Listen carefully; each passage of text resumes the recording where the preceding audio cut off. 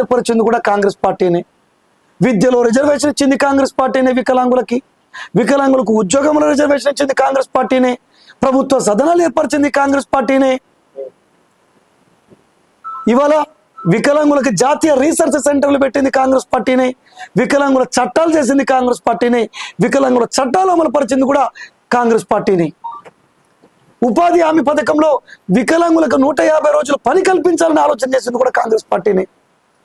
వికలాంగులకు, వితంతువులకు, వృద్ధులకు అంత్యోదయ కార్డు కింద 35 కేజీల బియ్యం ఇవ్వాలని ఆలోచన చేసింది కూడా కాంగ్రెస్ పార్టీని.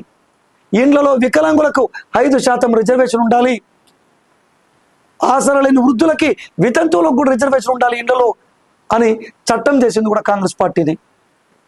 ఇలా చెప్పుకుంటూ పోతే వందల సంక్షేమ కార్యక్రమాలు కాంగ్రెస్ పార్టీ చేసింది.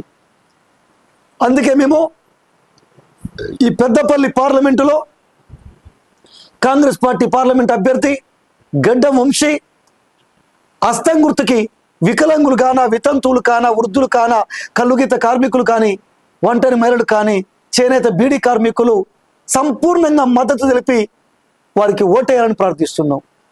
రేపు పెన్షన్ ఇవ్వబోయేది కూడా వెళ్ళి. ఈ సందర్భంగా మరొక విషయం కూడా చెప్తున్నాను నేను.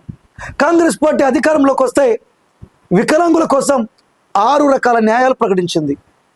మొదటగా స్థానిక సంస్థల్లో రిజర్వేషన్ ఇస్తుంది. సార్ నిజంగా ఇస్తుందా మరి అని మనం ప్రశ్నించుకుంటే, ఛత్తీస్గఢ్ రాష్ట్రంలో కాంగ్రెస్ పార్టీ అధికారంలో ఉన్నప్పుడు స్థానిక సంస్థల్లో వికలాంగులకు రిజర్వేషన్ ఇచ్చాం మనం. అలానే కేంద్ర వ్యాప్త, రాష్ట్ర వ్యాప్తంగా, దేశవ్యాప్తంగా కూడా ఇవ్వబోతున్నాం. వికలాంగుల హక్కుల చట్టం సంపూర్ణంగా అమలు చేయబోతున్నాం. సైన్ లాంగ్వేజ్ని, బ్రెయిలీ స్క్రిప్ట్ని అధికార భాషలుగా గుర్తించబోతున్నాం. ప్రభుత్వ ప్రైవేట్ భాగస్వామ్యంతో జీవన భద్రత మెరుగుపరచడానికి అనేక పథకాలు ప్రవేశపెట్టబోతున్నాం.